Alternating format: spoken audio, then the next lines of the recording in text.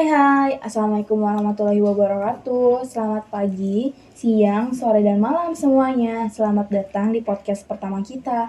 Gimana nih kabarnya yang di rumah? Semoga dalam keadaan yang selalu baik ya. Di kesempatan kali ini, aku dan dua rekan aku bakalan membahas tentang apa aja sih peran mahasiswa di era pandemi ini. Sebelum kita ke topik utamanya, nggak afdol kan ya kalau misalkan kita nggak kenalan. Seperti yang orang bilang, tak kenal maka tak sayang. Oleh karena itu, perkenalkan nama aku Putik Maulia Israyani dari Poltekkes Kemenkes Bandung dan dua rekan aku yaitu Halo, aku Bunga Nazla Safura. Halo, aku Muhammad Firly Abriansyah. Hai Firly, hai Bunga. Gimana nih kabarnya kalian hari ini? Alhamdulillah baik dong. Kau Bunga nih gimana nih? Alhamdulillah baik juga dong. Kalau kesibukan kalian akhir-akhir ini kalau misalkan aku boleh tahu apa aja nih? Kalau dari aku nih ya, aku kegiatannya ya alhamdulillah sih udah lumayan banyak. Karena kan kalian tahu sendiri gitu, PPKM sekarang diperlonggar, jadi udah beberapa kegiatan bisa aku lakuin di luar rumah, tapi dengan protokol kesehatan yang tetap terjaga tentunya. Nah, contohnya aja nih, di kampus aku, Poltekkes Kemenkes Bandung, itu udah dibolehin untuk praktikum luring gitu ya. Dan sepertinya emang sekolah dan kampus lain pun sudah diperbolehkan untuk melaksanakan kegiatan di kampusnya masing-masing. Nah, kalau di Poltekkes Kemenkes Bandung itu paling cuma melaksanakan praktikum luring saja. Selebihnya ya aku cuma di kosan, sharing bareng teman-teman, bahas materi yang belum dipahami atau belum dikuasai. Selebihnya ya paling masak-masak bareng dan ya Kegiatan produktif kegiatan lainnya produktif gitu ya. aja. Nah kalau Firly sendiri nih gimana Fir? Mungkin hampir sama ya, seperti apa yang dikatakan Bunga tadi. Soalnya kan kita bertiga itu dari kampus yang sama, dari jurusan yang sama, terus juga dari kelas yang sama. Paling kalau misalnya praktikum nih ke kampus kita bareng-bareng, udah dari kampus paling balik ke kosan, di kosan ngerjain tugas, ngerjain laporan praktikum. Udah itu selebihnya kayak belajar mandiri gitu. Belajar mandiri tentang anak kos gimana, kayak masak sendiri, nyuci sendiri, bersihin kamar sendiri, dan lain-lain. Iya bener banget. Kita ngekos ya, jadi sibuknya sih beres-beres kosan pastinya Nah, iya, pasti gitu. gitu. Nah selama pandemi ini ada nggak sih dampak yang kalian rasain? Bebas deh dari siapa dulu nih? Mungkin dari aku dulu ya. Aku mau sedikit menceritakan gitu dampak yang aku rasain selama pandemi itu. Dampak yang baik-baiknya aja deh. Kalau dampak yang baiknya mungkin kita itu kan belajarnya secara online gitu menggunakan aplikasi Zoom. Nah, kalau di aplikasi Zoom itu apa yang dikasih oleh dosen, materi yang dikasih dosen itu sama kita bisa di-record gitu. Jadi kalau misalnya kita butuh lagi materi yang dikatain oleh dosen, yang diberikan oleh dosen itu, kita bisa diputar kembali gitu, bisa didengarkan kembali, bisa dicatat ulang di buku kita. Jadi apa yang dikatakan dosen itu bisa diputar-putar sama kita. Terus juga selain itu, selain di akademiknya, pada saat pandemi itu kita memiliki banyak waktu luang. Kayak misalnya waktu luang itu bisa kita manfaatin untuk mengembangkan hobi kita. Yang misalnya suka olahraga bisa workout gitu di rumahnya, ataupun yang lagi ngekos bisa tuh kayak workout di kosannya. Terus juga yang suka seni bisa kayak nyanyi-nyanyi di kosan. Terus juga kayak ngelatih alat seni yang kita suka itu apa, misalnya suka gitar, kita bisa sambil latihan gitar. Terus juga yang suka desain, kita bisa kayak ngedit-ngedit video ataupun foto. Terus juga belajar aplikasi. Terus yang masih bingung nih, apa yang harus dilakuin ketika pandemi, bisa juga nih kayak kita bikin podcast gitu. Lumayan kan kita bisa menginspirasi banyak orang, terus juga bisa nemenin banyak orang yang misalnya lagi gabut nih sama, terus juga masih bingung gitu apa yang harus dilakuin. Nah, bisa itu kita ngelakuin podcast sama teman-teman, sekaligus bisa mengakrabkan diri gitu sama teman-teman gitu. Selain itu paling satu lagi menambah kreativitas juga ya. Kalau misalnya pandemi gini gitu. Ya benar banget. Kalau dari Bunga nih, gimana Bun? Apa sih yang kamu rasakan dari dampak pandemi ini? Kalau yang aku rasain sih ya, tadi kan udah dari pilih itu dari sisi positifnya. Jadi aku dari sisi yang lainnya gitu ya. Yang aku rasain itu benar apa kata pilih, tapi kan ketika online gini kita kurang bersosialisasi secara langsung, cuma bersosialisasi dengan tatap maya, apalagi kita kan makhluk sosial ya, tentunya sebenarnya butuh banget gitu sosialisasi secara langsung tuh, tapi ya mau gimana lagi kan.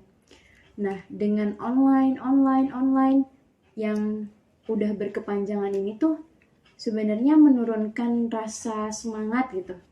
Semangat dalam belajar, semangat dalam berkegiatan. Kenapa? Karena kan kebanyakan di rumah ya. Udah jarang banget ketemu teman-teman dan bahkan ada yang belum ketemu lagi sama teman-temannya.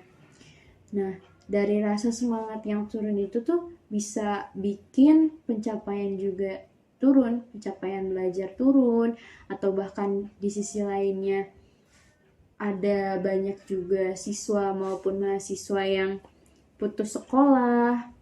Nah, dari putus sekolah itu tentunya sangat berdampak ke depannya ya. Dan berdampak juga ke ekonomi karena kan tentunya tingkat penganggurannya akan semakin banyak apabila banyak siswa yang putus sekolah gitu. Terlebih sekarang di Indonesia ini sudah diwajibkan minimalnya itu sampai SMA ataupun SMK gitu ya. Iya benar sih. Nah, ada juga dampak lainnya yaitu ketika kita melaksanakan pembelajaran secara daring tentunya butuh fasilitas berupa kuota dan juga gadget ya, laptop maupun HP. Nah, belum tentu kan semua orang itu memiliki uang yang berkecukupan gitu, dari kalangan keluarga yang berkecukupan. Nah, orang-orang yang tidak berkecukupan dan orang tuanya mau tidak mau tetap harus mencukupi kebutuhan pendidikan anaknya, itu akan nantinya berdampak pada kesenjangan sosial. Kenapa? Karena kan kuota itu perlu dibeli dan terlebih jika memerlukan laptop gitu, itu kan jumlah uang yang dibutuhkan lumayan ya tentunya. Nah, jadi tuh bisa saja orang tua malah melakukan tindakan kriminal di luar sana gitu untuk memenuhi kebutuhan anaknya. Terlepas dari itu, ketika kita melaksanakan pembelajaran secara online juga itu bisa berdampak juga pada kesehatan mental. Kenapa? Karena ketika anak berada di rumah, apabila keluarganya tidak harmonis, itu akan sangat mengganggu pemikiran kepada anak tersebut yang nantinya akan memecah fokus pada kegiatan pembelajaran. Nah, tadi nih aku kelewat soal pembelajaran online yang butuh kuota, tentunya butuh sinyal. Nah, sinyal di Indonesia ini belum merata ya tentunya. Belum sampai ke pelosok-pelosok daerah gitu. Masih susah untuk mendapatkan sinyal. Jadi kadang banyak juga yang akhirnya memilih untuk putus sekolah tuh ya karena tidak bisa. Sinyalnya pun tidak terjangkau gitu. Selanjutnya yaitu ada juga dampak dari budaya gitu ya. Kita dapat lihat dari pariwisata berupa museum ataupun pariwisata lainnya gitu. Dengan ditutupnya tempat wisata itu tuh membuat juga orang-orang yang berjualan di sana yang bermata pencaharian sebagai pedagang itu jadi hilang pekerjaannya gitu. Gak cuman pedagang kali ya, kayak misalkan yang pengelola juga, kayak misalkan di kebun binatang, di museum, itu kan seharusnya mereka bekerja setiap hari gitu. Sedangkan pas pandemi ini kan gak dibolehin gitu. Mungkin jadi juga pengunjungnya- efeknya jadi mungkin aja ditutupkan gitu si tempat wisata Iya. itu. Efeknya juga ke ekonomi kali ya. Kayak misalkan angka kemiskinan di Indonesia itu naik sebesar 0,36% daripada tahun sebelumnya kayak gitu. Kan dari tadi kita udah ngebahas COVID-19 nih. Sebenarnya apa sih COVID-19 itu? Nah, menurut situs yang paling terpercaya dan juga paling akurat, yaitu menurut situs WHO, virus corona adalah keluarga besar virus yang dapat menyebabkan penyakit pada hewan ataupun juga manusia. Pada manusia, corona diketahui menyebabkan infeksi pernapasan, mulai dari flu biasa hingga penyakit yang lebih parah seperti MERS dan juga SARS. Virus corona paling terbaru yang ditemukan adalah virus corona COVID-19. Virus ini termasuk penyakit menular dan baru ditemukan di Wuhan, Cina pada Desember 2019. Nah, kalau itu kan tadi di Cina ya. Kalau misalkan di Indonesianya sendiri, virus COVID-19 itu pertama kali terjadi sekitar bulan Februari 2020 dengan 2 orang pertama yang terjangkit di Indonesia. Puncaknya sih pas bulan Juli 2021 kemarin gitu. Ada sekitar 574.000 kasus orang yang terjangkit virus ini. Tapi syukurnya kasus di Indonesia itu udah mulai menurun. Dan kabar terbaru banget nih pas tanggal 8 November kemarin, kita mengalami kasus terendah selama pandemi ini, yaitu sekitar 244 kasus baru yang terjadi. Nah, dari kalian sendiri ada nggak sih yang ngalamin gejala-gejala COVID? Kan gejala COVID banyak nggak sih? Iya, betul. Aku pernah ngalamin. Iya, oke. Karena aku pernah terpapar virus COVID-19 dulu.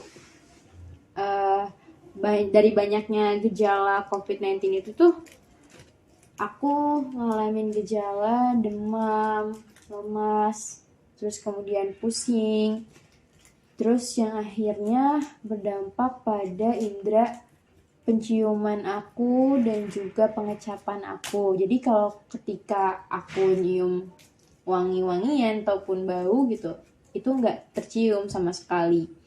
Dan ketika aku makan juga rasanya hambar. Itu sih paling gejalanya. Dan ada juga nih ya, aku sebutin gejala COVID yang paling umumnya itu ya demam, batuk, kelelahan, terus kehilangan rasa dan bau yang kayak tadi aku alamin itu. Terus ada juga gejala yang kurang umumnya gitu, yang tidak umum. Biasanya itu masuk pada sakit tenggorokan, terus sakit kepala, diare, ataupun munculnya ruam pada kulit, bahkan hingga mata merah. Nah, ketika mengalami tahap yang mungkin gejalanya lebih serius, itu bisa ditandai dengan kesulitan bernafas, seperti sesak nafas, dan juga kesulitan berbicara, serta nyeri dada. Nah, ada juga orang yang terpapar virus COVID-19 ini, tapi tanpa gejala.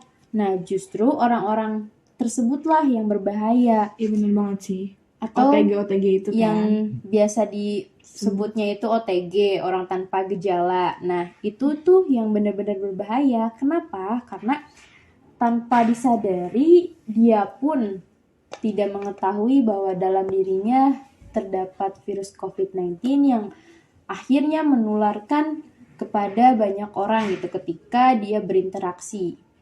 Ya bener banget sih, bener banget.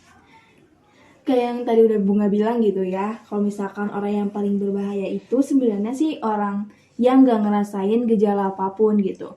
Tanpa dia sadari, dia menyebarkan ke orang-orang lain di sekitarnya. Dia gak sadar aja kalau misalkan ada virus di dalam tubuhnya. Nah, mungkin kita lanjut aja gitu ya ke topik selanjutnya. Kita kan mahasiswa.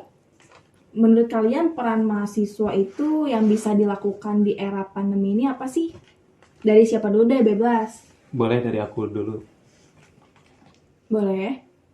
Sebelum kita membahas tentang peranan mahasiswa, alangkah baiknya kita membahas dulu perbedaan antara mahasiswa dengan siswa. Nah, untuk mahasiswa kan sebelum kata siswa itu ada kata maha, yang artinya itu lebih tinggi gitu. Dan juga derajatnya lebih di atas. Nah, untuk peranan mahasiswa itu kan dituntut untuk menjadi agen perubahan, untuk menjadi agen yang membawa terhadap kebenaran gitu ya, perubahan. Dan juga untuk peranan mahasiswa di era pandemi ini yang paling berpengaruhnya yaitu penyuluhan. Tapi sebelum melakukan penyuluhan terhadap masyarakat, alangkah baiknya kita melakukan penyuluhan terhadap keluarga dulu, kerabat dulu, teman-teman terdekat yang kita miliki dulu gitu. Untuk keluarga bisa saya ambil contoh, tentunya kan setiap keluarga memiliki WA group keluarganya masing-masing gitu. Untuk WA group kan kadang banyak yang menyebarkan berita hoax tentang COVID yang belum pasti tentang COVID. Nah, sebagai mahasiswa, kita itu harus memiliki peran meluruskan gitu antara mana berita yang benar-benar hoax dan juga berita yang benar gitu. Yang udah ada faktanya. Nah, yang udah ada faktanya. Jadi kita itu harus berusaha untuk memberikan fakta yang lebih akurat dan juga jelas supaya keluarga pun yakin bahwa COVID itu ada. COVID itu bukan hanya sekadar penyakit yang apa ya? Yang dibesar-besarkan oleh media gitu. Iya benar sih. Nah, kalau menurut Bunga sendiri apa sih peran mahasiswa yang bisa dilakukan gitu? Kayak contoh kecilnya dulu ya kita ambil. Kita kan mahasiswa nih. Otomatis kita bisa juga nih pengaruhin orang-orang sekitar lewat sosial media.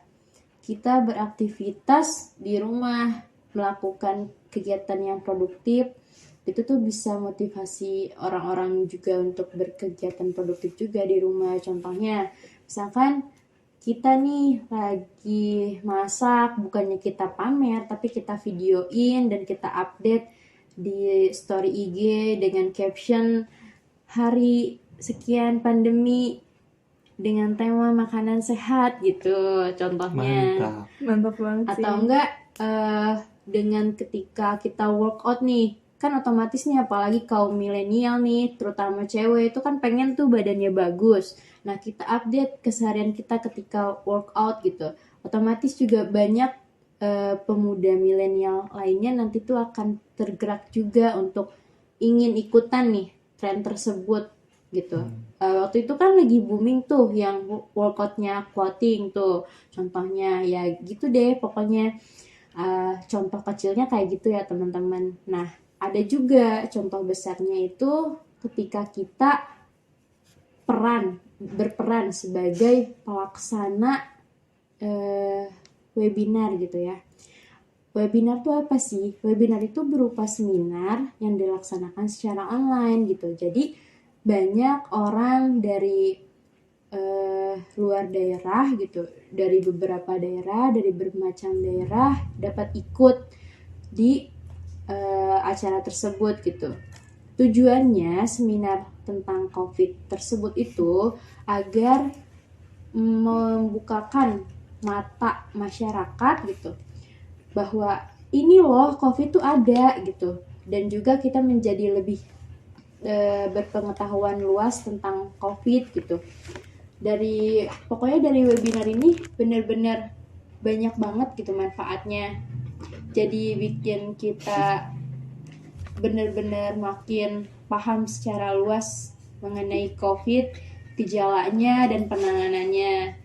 Apalagi seminar yang diadakan oleh kami nih sebagai mahasiswa kesehatan itu tentunya tidak akan mengundang narasumber yang tidak terpercaya gitu. Pastinya juga narasumbernya sangat terpercaya. Gitu sih menurut aku. Ya benar banget sih. Jadi penyuluhannya itu langsung ya terjun ke masyarakat gitu ya. Karena kan webinar juga ranahnya nggak cuman di Bandung-Bandung aja atau misalkan mahasiswa-mahasiswa kita aja gitu. Bisa dari luar daerah juga. Nah, kalau menurut kalian apa sih aksi nyata yang bisa kita lakukan gitu sebagai mahasiswa? Selebihnya sih kayak kita bisa ya jadi relawan vaksin, relawan swab gitu ya. Karena kan kita ATLM nih. Jadi benar-benar bisa berpartisipasi langsung gitu ya. Kita juga dapat diketahui gitu bahwa kampus kita, Poltekkes Kemenkes Bandung itu udah menggelar pelaksanaan vaksin gratis untuk masyarakat. Nah, ada juga yang digelar khusus untuk penyandang disabilitas gitu. Jadi benar-benar ya rasa respect kemanusiaan dan kepeduliannya itu benar-benar tinggi gitu, alhamdulillah. Udah sih, paling dari aku segitu. Nah, benar ya apa yang tadi Bunga dan Firly utarakan gitu. Kalau misalkan peran mahasiswa di masyarakat itu banyak banget. Dari mulai aksi nyata, contohnya aja kita bisa jadi relawan vaksin, relawan swab, atau seminimalnya kita itu bisa mengedukasi orang di sekitar kita mengenai COVID-19 ini, kayak gitu. Pesan kita di episode podcast kali ini, jangan pernah menyerah gitu. Terus tetap semangat, jaga terus protokol kesehatannya, jaga terus kesehatan keluarga dan diri sendiri, terus maksimalin waktu yang ada dengan keluarga. Jangan menganggap kalau misalkan di rumah aja itu menjadi hambatan kita untuk terus tumbuh, malah sebaliknya kalau misalkan kegiatan kita di rumah itu membantu kita menjadi lebih baik kayak gitu. Tetap semangat. Dadah, sampai jumpa di podcast lainnya. Assalamualaikum warahmatullahi wabarakatuh. See you.